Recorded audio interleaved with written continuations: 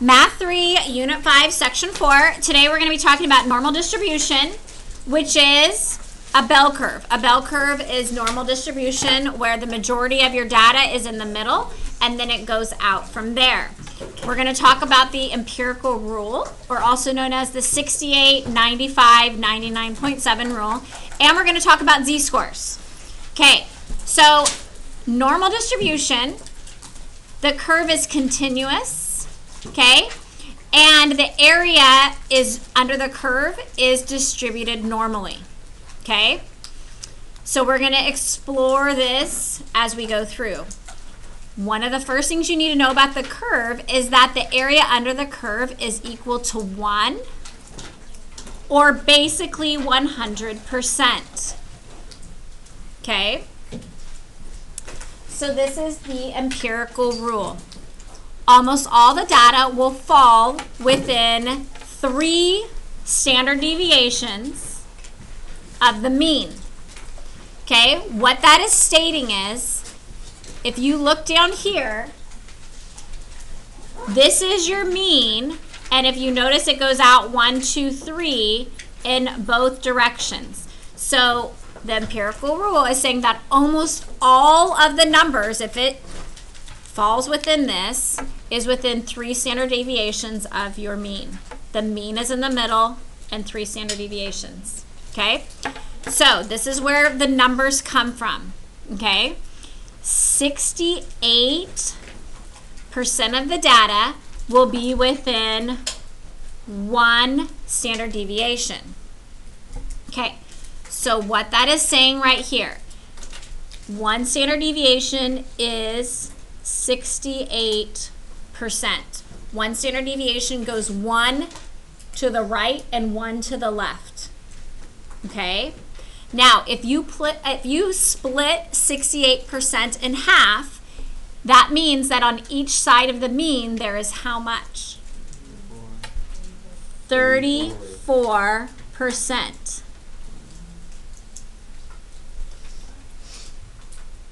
Is everybody okay there so far? Okay.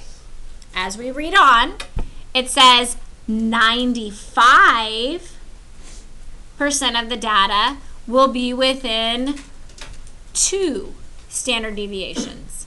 So it's saying from here to here, that is 95%, which is 2 standard deviations. Now, we already know that this right here is 68%, and we want to find out how much each of these pieces are. So there's multiple ways of doing it. How I do it is I would take 95 minus 68, and 95 minus 68 is what? 27, good. And then I'm going to cut that in half. So 27 divided by 2 equals 13.5. And so that means each of these are 13.5%. And if you want to just write the number 13.5, it might be easier to read. I don't know. I'm going to put percent after all. Okay.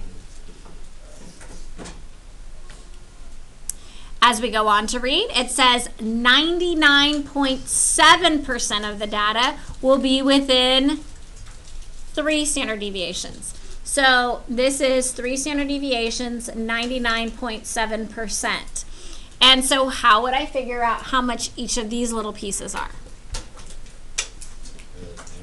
Same way. So we take 99.7 minus 95, or 95.0, and we subtract and we get 4.7. And since both of these make up 4.7, we would need to divide that by 2. And 4.7 divided by 2 is 2.35. And so this is 2.35, and this is 2.35. Now this is not 100% yet. We have 99.7. So that means over here is the rest. How would I figure out how much each of these are? Good. 100 minus 99.7 And when you do that, you get 0.3. But we have to split that between 2. 0.3 divided by 2 is 0.15.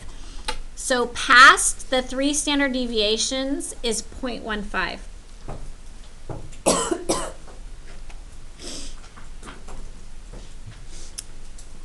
Okay, we're going to end up using this as we go through, but before that we want to talk about z-scores. Z-scores is the number of standard deviations a value is away from the mean. A z-score will be positive if it is to the right and negative if it is to the left of the mean.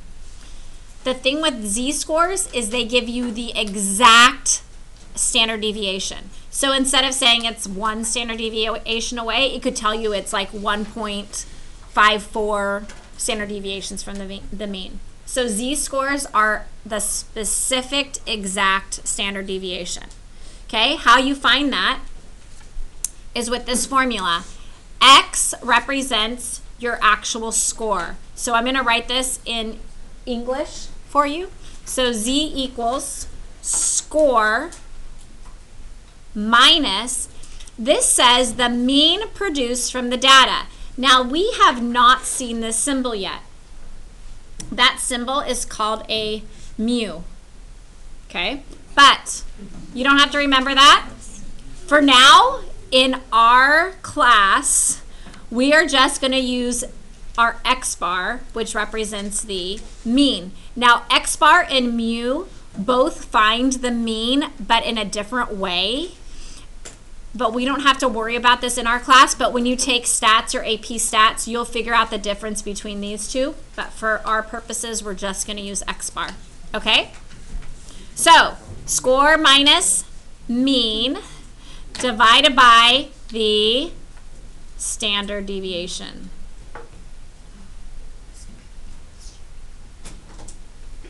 Okay, so that is how you find your z-score, which is the exact amount of standard deviations a number is away from the mean. Okay, so now we're going to work on some examples.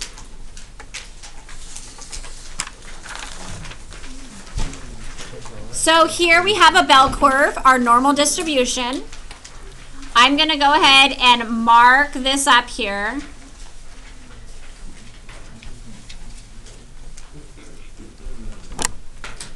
And we already wrote out the percents, but whenever I'm using the bell curve, I always end up going and writing all the percents under the curve because it's going to help you when you're finding your answers. So we remember that this was 68%, which means that both of these numbers here are 34.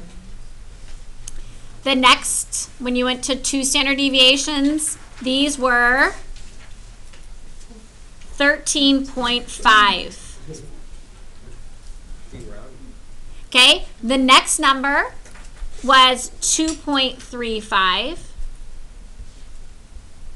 And the last little bit was 0.15.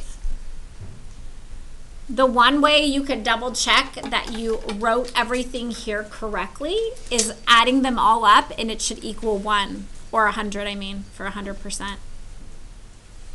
Okay? So, we're going to read this problem. It says, a research was performed on the IQ scores of a private firm with 800 employees. Okay? That is your N number. Our total number of data pieces we have is 800.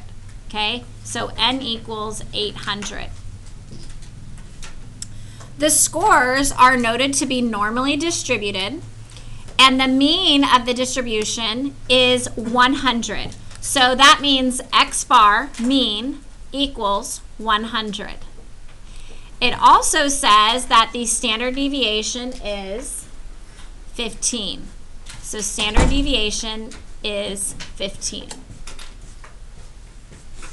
Okay. Is everybody okay with all that so far? So your mean is always at the middle, correct? And so we are going to label this right now. And so our mean right here, this is 100. And actually use a different color here.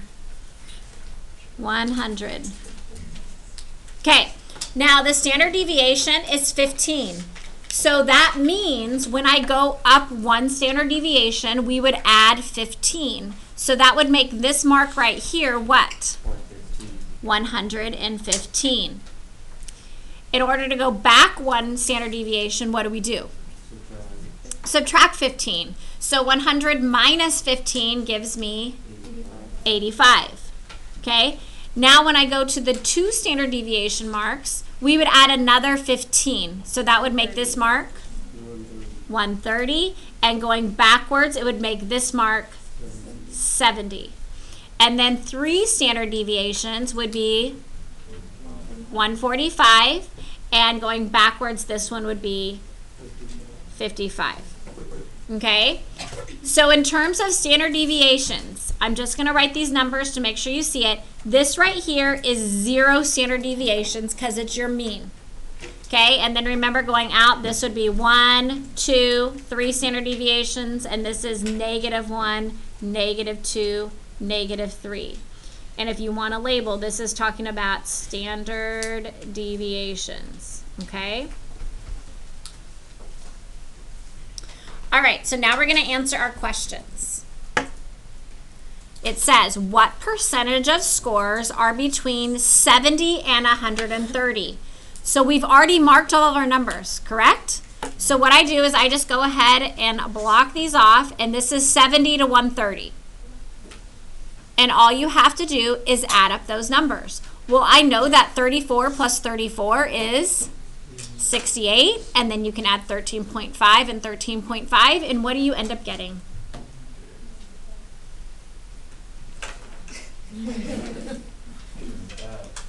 $95. And maybe you guys might want to try using a calculator. That's also something you can use on this and helpful. If you don't have one, feel free to go and grab one. Okay, so 95%. Okay, B.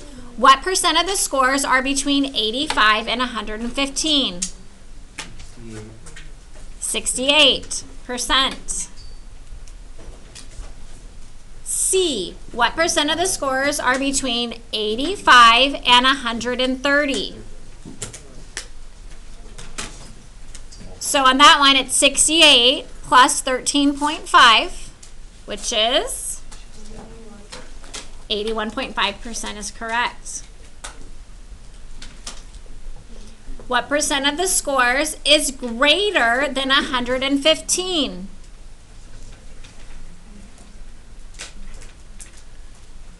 So 2.35 and 0.15, that makes 2.5.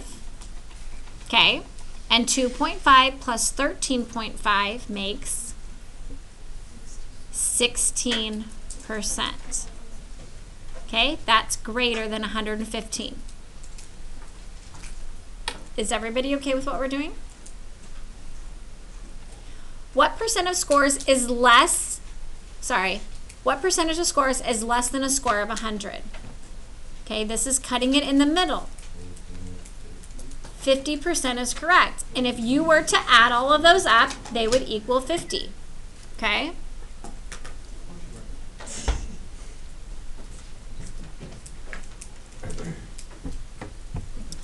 All right, now this next question is different. Okay, and I'm going to move this up here a little bit.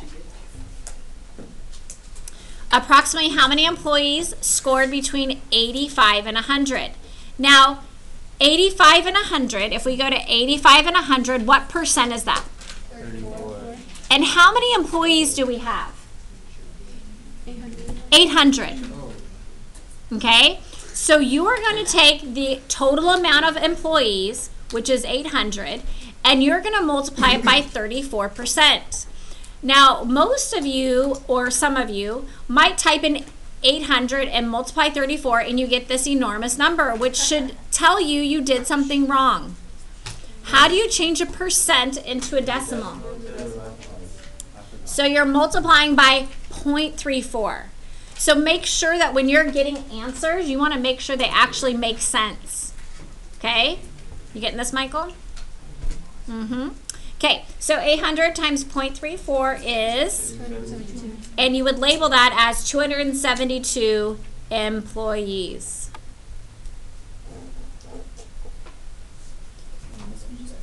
Okay, next question. It says how many employees. So again, when they're asking us how many employees, we know we're going to use 800, your total employees, and then you're going to multiply it by the percent. So in this one, we say between 55 and 145. This is not 100 because there's these 0.15s at the end. It is 99.7. But is that what I'm multiplying by, 99.7? Will that work out right? Very good. Move the decimal 2 places to the left. And what do you get?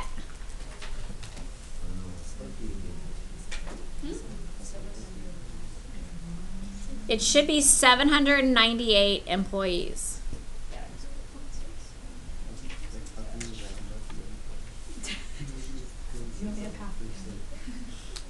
You cannot have half of a person. That will not work, and it's not good. It's possible. It's that, Nando. Okay. No legs and no. Okay. Let's move on to the next one. Approximately how many employees? So we know we're going to multiply with what number? 800. Okay. Scored greater than 70. So greater than 70, you can either add all these up, or I might do less than 70, which is 2.5, and do 100 minus 2.5, which would be 97.5, but we know that 97.5 won't actually work, and so you would change that into a 0.975, because the 97.5 is a percent. In order to multiply, you have to change the percent to a decimal. And 800 times 97.975 is 780 employees. Okay. Next question. It looks different than the other ones. Okay, this one says, if an employee scored 110, so this is telling you a specific employee, a specific score, and so we would give that X equals 110. And it asks you, what is the Z-score? So the formula for the Z-score, which is on the previous page, is Z equals X minus X bar, which is the mean, divided by your standard deviation. So for this problem, the Z-score, X, is 110 minus the mean. What was my mean? 100, divided by the standard deviation, which was 15. So 110 minus 100 is 10, divided by 15 equals 0.67, and that is my Z-score. Now, if you think about it, 110, okay? I'm going to move this for just a minute. 110 is in between 100 and 115, correct? So a Z-score of 0.67, does that make sense? 0.67 would be between 0 and 1, right? Because we're talking Z-score is standard deviation. So 0.67 is in between a 0 and a 1 standard deviation. Is that clear? Okay, so the Z-score is the exact standard deviation, the exact distance a number is away from the mean.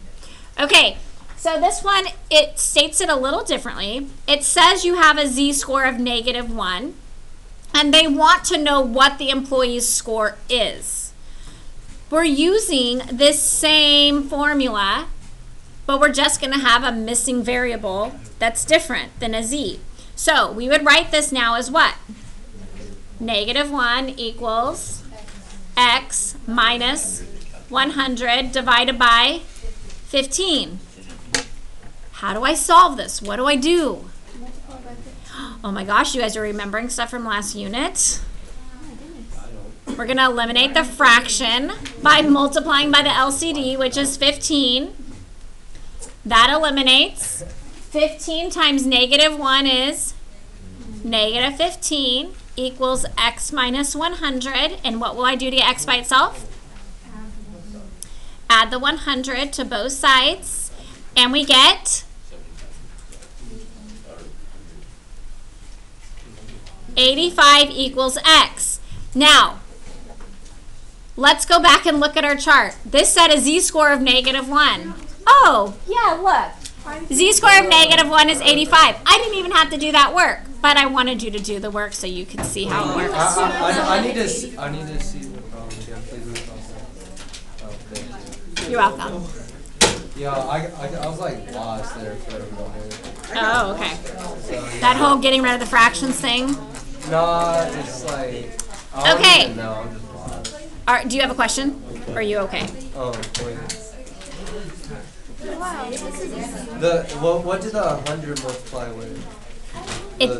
So this, remember, connected like glue. Uh-huh. And so in order to eliminate that 15, we multiply by 15 to both sides. That eliminates. Oh, okay. Okay. All right. Moving on. Example 2. So again, they're telling you that this is a normal distribution of Ford F-150s. Okay? 99.7% of the buyers, 99.7% of the buyers paid between $25,000 and $37,000. They want you to find the mean and the standard deviation. So that means we want to find X bar and standard deviation. Now, 99.7%, that goes out to how many standard deviations? 3. And so they're saying from here to here, this is your lowest number, and this is your highest, because it's at 99.7. If they had said 95, then you would have marked here and here. Does that make sense? Okay, so that means that this mark right here, this is going to be 25,000. And this mark right here is going to be 37,000. Now, there are multiple ways to find this answer, and I just always like marking these down. I'm going to show you one way, but there's other ways than my way, okay? So if we're trying to find the mean, we know that the mean is this value. Do you guys agree? Okay, so in order to get from 25,000 to 37,000, we need to first figure out how much is in there. How would I do that? Yes, very good. We would subtract 37,000 minus 25,000. And when you do that, you get 12,000. Okay, the next thing I would do is I'd be like, I need to evenly distribute this between each of these numbers. Okay? So let's count though, because what's happening is you're starting at 25,000 and you would divide that by 1, 2, 3, 4, 5, 6, because you have to get to the 37,000. And so we are taking 12,000 divided by 6, which equals 2,000. And then this is a way to double check that you did it correctly, because you should end up with 37,000. So 25,000 plus 2,000 is 27. Then we add another 2,000 and we get 29. And then we add another 2 and we get 31. And then we get 33. And then we get 35. And then I should get 37. Did it work out? Yes. Okay, so based on all this information, what is my mean? $31,000. $31,000. And what was my standard deviation? 2,000. That's what we found right here. That's my answers, and we're done. Do I need to make it bigger, or are we okay? No, we're okay. Okay, moving on. Next problem. Okay, suppose your class recently took an exam in Math 3, and the average score for the class was 75%. That sounds about right. Okay, the standard deviation for the class was 10.3. You score 93. Okay, now let's talk about all this. What does this represent? The mean. The mean. X bar equals 75. What does this represent? Standard deviation. Standard deviation equals 10.3. What does this represent? When it says a specific value for a specific person or thing, that's just your plain X number. So this is 93. Shh. So next it says, how many standard deviations from the mean is your score compared to the rest of the class? Anytime they're asking you how many standard deviations, they are talking about z-score. Our formula for z-score is z equals x minus x bar divided by standard deviation. So in order to find the z-score, we are going to write what? 93 minus 75 divided by 10.3. 93 minus 75 is? And 18 divided by 10.3 is 1.75. So you would say 1.75 standard deviations from the mean.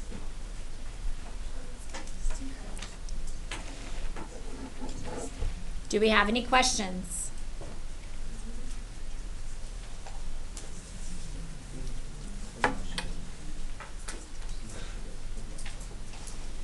Okay, I'm going to move on. This is another similar example.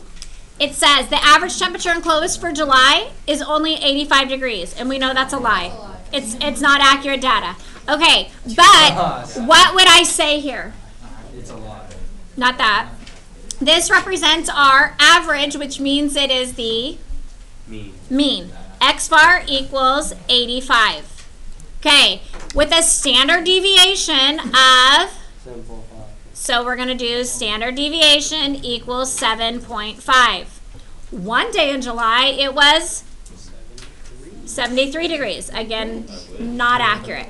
Okay, so when they're talking about one day, one specific value, that is dealing with just an X, just a specific score, which is 73.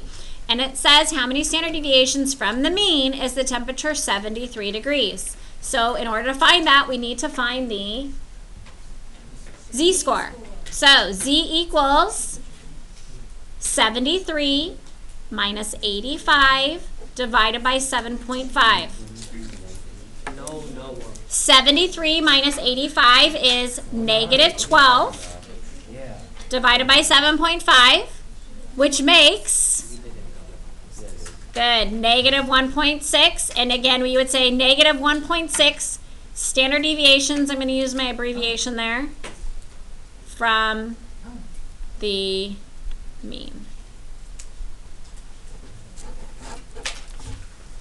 Any questions? Okay, moving on. Okay. And I'm going to finish this, so please bear with me. Okay. One of the many useful aspects of z-scores is the comparison of two different populations. Look at the example below and try to answer the questions involved with the example. Okay, so Trisha just found out what her score was from her AP Economics final. Okay, it was 89%. So I'm going to write AP Econ, okay, And the specific score for the final was hers, so that's just X equals 89. Is everybody okay with that? Then it goes on, the class average, and we know average means what? Mean, which is X bar, was 70%. Okay? With a standard deviation of 10.3. What?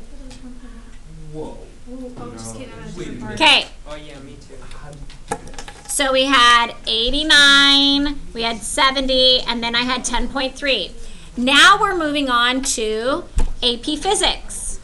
Okay? So AP Physics, okay, Trisha scored 73%. So that's X is 73.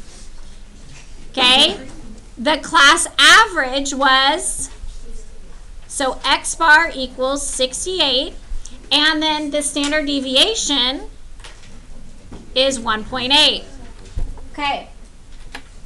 What is Trisha's Z-score for her AP Economics class? So AP Econ, we're going to find the Z-score. Z equals 89 minus 70 divided by 10.3. Okay. For time's sake, I'm just going to give you these values. And you end up getting 19 divided by 10.3, which is 1.845. I'm just going to keep the exact Z-score value and not round it right now. Okay. Are we lost? No. Okay. Now we want to do AP Physics. Okay. Z equals her score, which is 73, minus 68 divided by 1.8.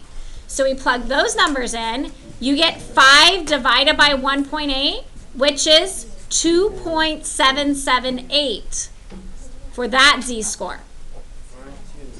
Okay, in terms of classes, which class did she perform better in? Very good. It is AP Physics. So you would write AP Physics because, if I could spell because, she had a higher Z-score. What? Okay. You could also say AP Physics because her Z-score was 2.778 compared to 1.845, something like that. Now this next one says, how would you describe her performance on the 2 exams comparing the scores? Now in terms of scores, which one did she perform better on? No, AP Econ in terms of scores. AP Econ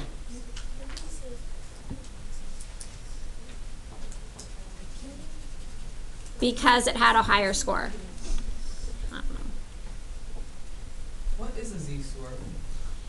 Can somebody say? The exact amount of standard deviations it is from the mean. How far it is from the class average. Okay? All right, this last part.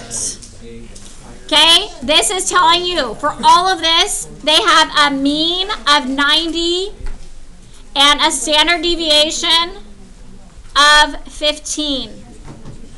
They're giving you the Z-score and you're finding the exact score. So for this one, you would say 0 equals X minus 90 divided by 15. We've already solved all of these, or we've already solved a problem like this. Remember, we would multiply both sides by 15. What's 0 times 15? 0 equals X minus 90. Add 90 to both sides, and you get X equals 90. So that would be $90. Okay, I'm going to do one more. I'm going to do this negative 1C. Negative 1.5 for the Z-score equals X, I don't know, minus the mean, which is 90, divided by 15. What would I do to solve? Multiply by 15 to both sides. When you do that, 15 times negative 1.5 is negative 22.5 equals X minus 90. And then you would add 90 to both sides, and you would find that this cost is $67.50. And you would do the same thing each time.